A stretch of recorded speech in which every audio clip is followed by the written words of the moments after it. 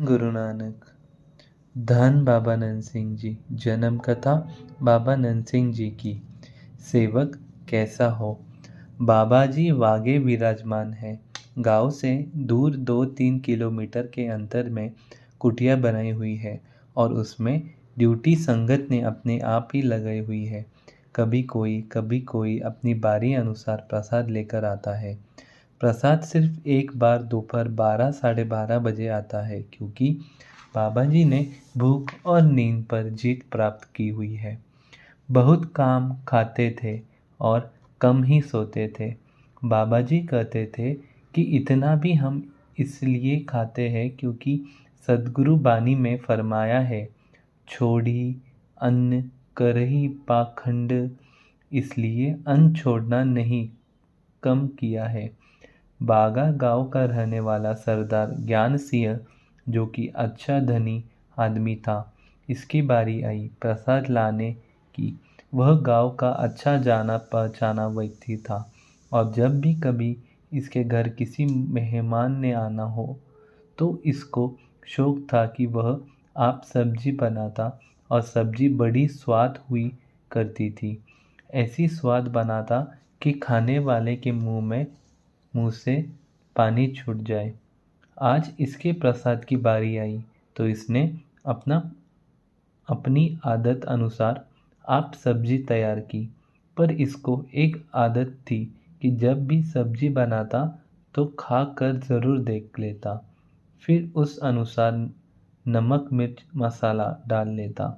इस तरह आज भी उसने ऐसा ही किया और प्रसाद तैयार करके घोड़ी पर चढ़ाकर बाबा जी के पास पहुंचा दिया और जाकर खिड़की के पास सतनाम की आवाज़ दी।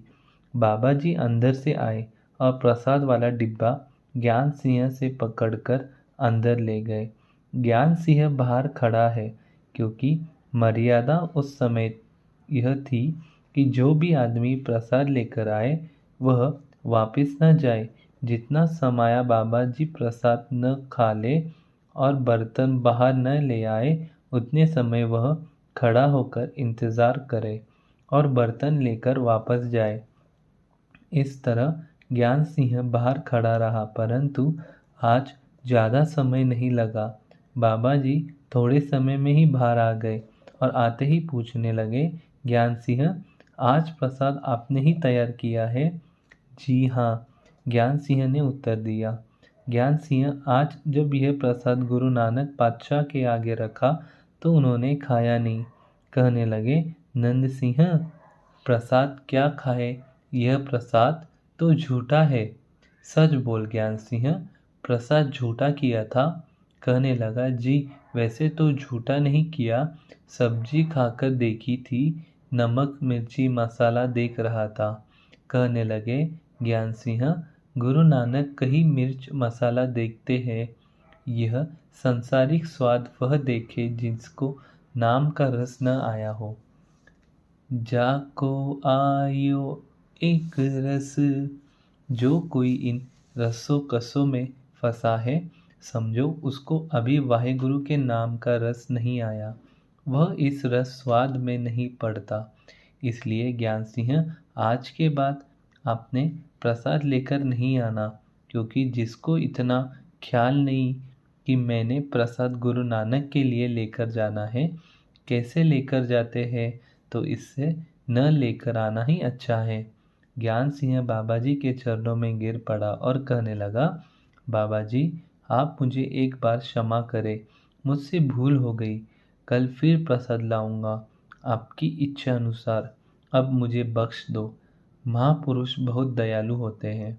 इसलिए कहने लगे, अच्छा ज्ञान सिंह, आज तुम्हें माफ़ किया और अब दोबारा गलती नहीं करनी, सद्वचन।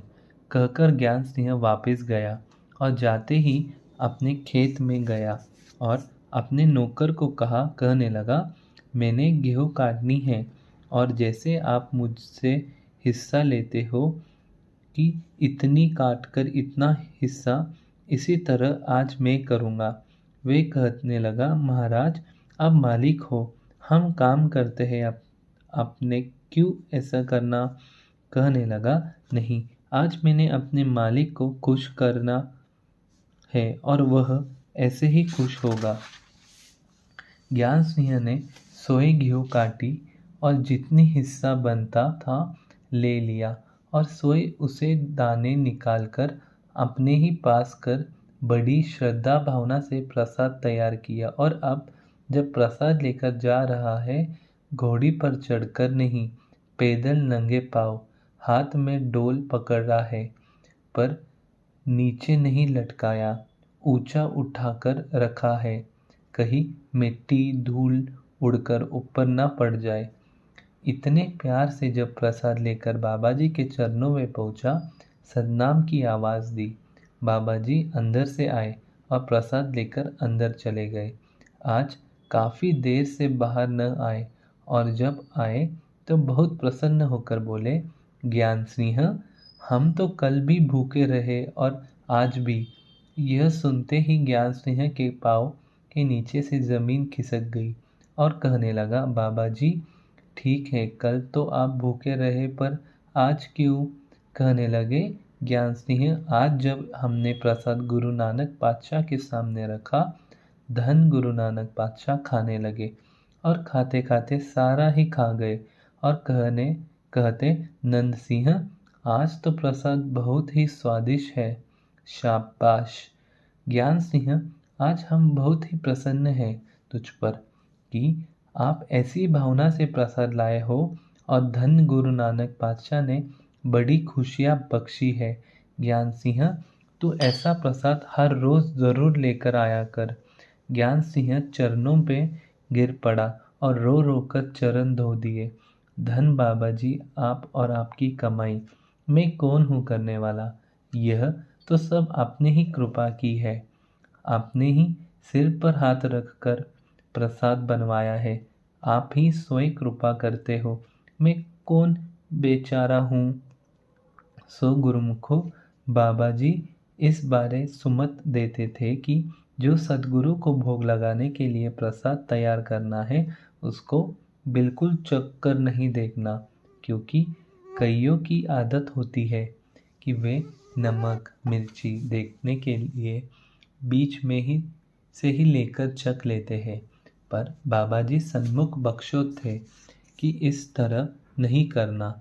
उस समय तक कोई न खाए जब तक सद्गुरु को भोग नहीं लगा जाता, क्योंकि ऐसी गलती की थी राजा जनक के रसोई ने।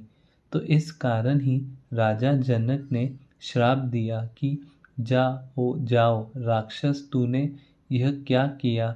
जिस समय यह श्राप दिया गया तो उसको यह आभास हुआ कि सचमुच ही वह राक्षस बन गया है। रसोई चरणों में गिर पड़ा, जी आपने श्राप दिया है, मैं अब राक्षस बनूंगा ही, पर यह बताओ कि मैं बख्श कब जाऊंगा? यह भी सेवा का फल था, जो कि उसने दिमाग ने काम कर लिया कि अगर ये श्राप दे सकते हैं तो बख्शने का रास्ता भी बता देंगे। अगर बख्शने का वर न लिया तो पता नहीं कितने समय तक राक्षस ही रहना पड़ेगा। निमाना होकर जब गिर पड़ा तो राजा जनक को भी तरस आ गया, क्योंकि फिर भी वह रसोइया था, सेवा करता रहा था। यह सेवा किसी की वर्त नहीं जाती, चाहे वह तिल मात्र ही की न हो। निरंकार किसी की सेवा वर्त नहीं जाने देते, क्योंकि वचन है, पतित पावन हर बिरध सदाए, एक तिल नहीं मने घावे। पर निशानी निरंकार की है या उसके सच्चे संतों की, भक्तों या महापुरुषों की, या फिर अगर कोई इंसानियत रखने वाला है तो वो किसी की हुई सेवा को व्यर्थ नहीं जाने देता, उसका मोल होता है। पर मैंने ऐसे संत भी देखे हैं, ऐसे मनुष्य भी देखे हैं कि चाहे 100 दिन उसकी सेवा करता रहे, एक दिन न कर सके तो उसको नज़दीक ही छूने नहीं देते, बल्कि यह तक कि सारी आयु कोई किसी की सेवा करता रहा और जब बेचारा आप रोगी हो गया, सेवा करवाने वाले बन गया, तो उसको धक्के मार के डेरे से बाहर निकाल दिया। मैं हैरान हूँ, ऐसे संतों के चोले की आड़ में ठगों से कोई संत वाला कर्म तो न सही, कोई इंसानियत वाला तो कर लो। मैं हैरान हूँ, बाकी चेले भी उसको देखकर शिक्षा नहीं लेते कि आज जो उसके साथ हुआ है, इस तरह किया है, तो कल को वह भी हमारे साथ होगा। राजा जनक को रसोइयों पर तरस आ गया। कहने लगा, तुम्हें कलयुग के समय में कलयुग के अवतार धन गुरु नानक पातशाह बख्शेंगे। प्रार्थना की, जी मुझे पता कैसे लगेगा? कहा, आपने पास एक शीशा रख लेना। जब किसी को तल कर खाने, उससे पहले अपने मुंह देख लेना। जब गुरु नानक जी तेरे पास पहुँचेंगे, तब उस समय गुरु नानक के दर्शन करते समय आपकी देह पलट जाएगी और तू मनुष्य बन जाएगा और गुरु नानक पातशाह तेरा कल्याण कर देंगे। जो जहाँ श्राप लिया वह वहाँ वर भी ले लिया। और जब समय आया, मर्दाना को भूख लगी, तो बाबा जी के रोकते हुए भी न रुके, जाकर कोड़े के वश पड़ गया। तो कोड़ी ने तेल का कढ़ा गरम किया और मर्दाना को बुक्काल में लेकर बैठ गया कि नहीं, भाग न जाए। तो मर्दाना की जान मट्ठी में आ गई और लगा धन गुरु नानक पातशाह के आगे विनती करनी कि बाबा जी मुझे बचा लो। उधर से धन गुरु नानक पातशाह और भाई बाला पहुंच गए, तो दूर से ही मर्दाने ने चिल्लाना शुरू कर दिया, बाबा जी बचाओ। बाबा जी ने कहा, मर्दानिया कोई डर नहीं, एक डुबकी लगा ले तेल में, सारी खुशकी दूर हो जाएगी। दोबारा सारी जिंदगी तेल लगाने की ज़रूरत नहीं पड़ेगी। तो जब मर्दाना को गरम तेल में फेंका, तेल का कढ़ा पानी की तरह ठंडा पड़ गया। यह देखते ही कोड़ी को ख्याल आया, शीशा देखे तो सचमुच वह मनुष्य बन चुका था। चरणों में गिर पड़ा और प्रार्थना की, गरीब निवास मुझे बख्श लो। कहा, तुझे बख्शने ही तो आए हैं। तभी तो बाबा नंदसिंह जी महाराज जब कभी बख्शीश की धारणा सुनाते थे, तो यह कथा सुनाकर बाबा जी बहुत खुश होते थे। कोड़ी सी जो कोड़िया, दाल खादा बन दीत, चोर मन होर होई, रोई के पुकारिया। सज्जन दे नाम एटा, ठगिया जहान सारा, ठगिया गाया आप हाथ कनानु लगा लिया। होई शर्म सारी सी जो वली कंधारी ताई, एक हाथ नाल जा पहाड़ी न खुलरिया। केहड़े केहड़े दशा जिहड़े, कीर्ति गरीब तारे, ओवे किवे तारक जीवे, लालो ताई तारिया। तारे गिन जाते हैं, न तारे गिन जाते हैं।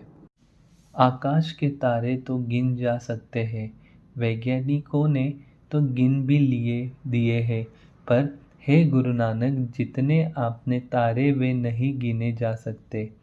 जिसका मोल रब की दरगाह में एक कोड़ी भी नहीं था पड़ना, पर गुरु नानक की कृपा से उसको मोल लाखों में पड़ गया। पर कब?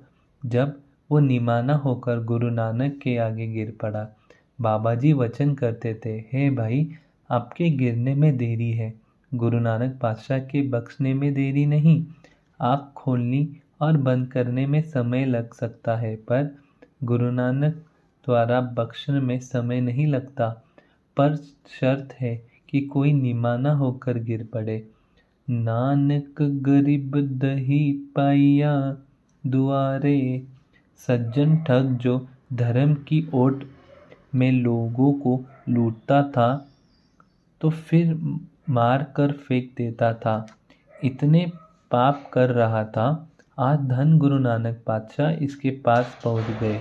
सज्जन ने बहुत सेवा की, देखा माथे पर नूर है, वाकई ही कोई धनी आदमी मालूम होता है। इसके पास बहुत धन होगा, पर वह नहीं जानता था कि इनके पास जो धन है वो मैं लूट नहीं सकता। सेवा कर रहा है, सोचता है जब रात को सो जाएंगे फिर लूटूंगा और मार कर कुएं में फेंक दूंगा। पर वह प्रतीक्षा ही करता रहा। धन गुरु नानक पातशाह जी तो न सोए तो इस आपको ही नींद आ गई तो एक सपना आया जो बहुत डरावना था। क्या देखा रहा है? जिसको आज तक मैंने लूटा था और मार कर फेंका था, वे सारे ही इकट्ठा होकर इसके हृदय गिर्द हो गए और मार मार कर कहने लगे कि हमने इससे हिसाब लेना है। हम इसने लूटा मारा था। वह फिर सज्जन अकेला घूमता फिरता है और रोता है कि कोई मुझे बचाओ। पर ठगों के मित्र, चोरी के भागीदार कोई इसको नजदीक नहीं आ रहे। तभी तो महापुरुष धारणा पढ़ते रहे, ठगिया मार के कुटुंब जिहड़ा पलेंदे, लेखा देना तेरी जानने। अब जो सज्जन की हालत है वह बड़ी दयानिक है। अचानक क्या देखा कि कोई फकीर है। वह आगे आ गया और प्रत्येक को पीछे हटाया और सज्जन को छुड़ाया। जब सज्जन ने गौर से देखा कि कौन है तो पहचाना कि यह तो वही फकीर है जो आज शाम को हमारे घर आया हुआ है और मैं इसको लूटने की सोच रहा था। इतने में आँख खुल गई। आंखें मलते मलते गुरु नानक की तरफ देख रहा है और मन में सोच रहा है कि यह मैं सपना देख रहा था। बस इसके मन में यह सोच अभी भी थी कि धन गुरु नानक पातशाह ने आवाज दी, सज्जने, सपना नहीं था पर सपना कर दिया है। एकदम काँप गया कि यह तो मेरे अंदर की जानते हैं। कौन है ये? यमच आ गई। चरणों में गिर पड़ा। धन गुरु नानक पातशाह ने शीश पर हाथ रखा तो कुछ की तरह छिकने लगा। गरीब निवाज, मेरी शीश पर हाथ न रखो, क्योंकि मुझको अंदर से पापों की आगे लग रही है। कहीं आपके हाथ को आग न लग जाए। बाबा जी ने कहा, सज्जन, नाम बड़ा शीतल है, चाहे कितनी भी आग मची हो, पापों की नाम से ठंडी हो जाती है। कली तती ठंड हर नाओ। सज्जन ठग को यह संत सज्जन बना दिया। चरणों में गिर पड़ा और कानों को हाथ लगा रहा है। गरीब निवाज, मैं अब कभी भी ऐसा काम नहीं करूँगा। इसी तरह पत्थर पर बैठा वाली भी पत्थर ही हो गया। नाक रगड़ रहा मर्दाना, वाली एक घुट पानी कर दे।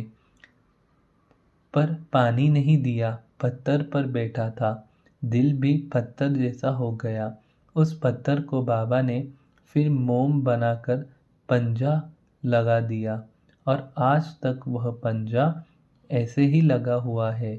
बड़ी कोशिश की कि वह पंजा किसी तरह मिटा दे, पर गुरु नानक की मेहर न मिट सकी और आज भी मौजूद है। इसलिए हमारी अरदास है कि जैसे इनको तारा है, हम पर भी कृपा करो। हम भी इस पार्टी के आदमी हैं, हमें भी बख्श दो। बाबा नरसिंह जी जब अरदास करते हुए नम्रता से यह शब्द कहते हैं कि गुरु नानक हमें बख्श ले, लेखा देने योग्य नहीं, बख्श ले। जैसे बख्शते हैं सज्जन ठग को, कोढ़ी राक्षस को, भूमिया चोर को, उसी पार्टी के आदमी है, उससे बढ़कर पापी है। हम पर भी कृपा करो। और जब भोग लगाने के लिए प्रार्थना करनी तो विनती करनी, गरीब निवाज लालों का सूखा टुकड़ा है, स्वीकार करो। सो भाव क्या कि अपने आप को इतनी नम्रता में ले जाना कि सुनने वाले की आंखों में आंसू आ जाए। गुरु नानक के घर में सबसे बड़ी देन है नम्रता की।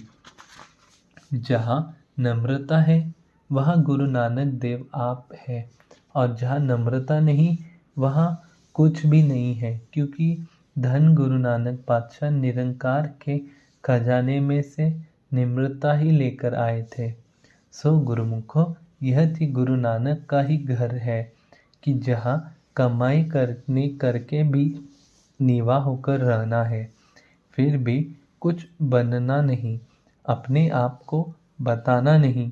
यह घर है गुरु नानक का, और जो भी गुरु नानक का सच्चा सिख सेवक है, संत महापुरुष है, उसकी यह पहचान है। यह से ही गुरु नानक नाम लेवा को पहचान सकते हो। और इसी ही मार्ग पर बाबा नंद सिंह जी चले और संत को चलने का उपदेश दिया। सो आओ, अगर हम भी इन्हीं रास्ते पर चलेंगे तो हमारा ही क्या, लोक सुख और लोक सुखी होगा और परलोक आसान हो जाएगा। यह तस्वीर धन धन बाबा नंद सिंह जी महाराज की पिजोरी बाग की है। जब भी बैराग ऊपर स्थित है, 5 संत भेजते थे। महाराज पटियाला को अमृत ग्रहण करवाने के लिए वे अमृत छक कर बाबा जी के पीछे चुपचाप आकर बैठ गए, और बाबा जी अपने रंग में निरंकार के चरणों में के साथ जुड़ गए। वाहिगुरु जी का खालसा, वाहिगुरु जी की फतेह। धन बाबा नंद सिंह जी, धन बाबा नंद सिंह जी।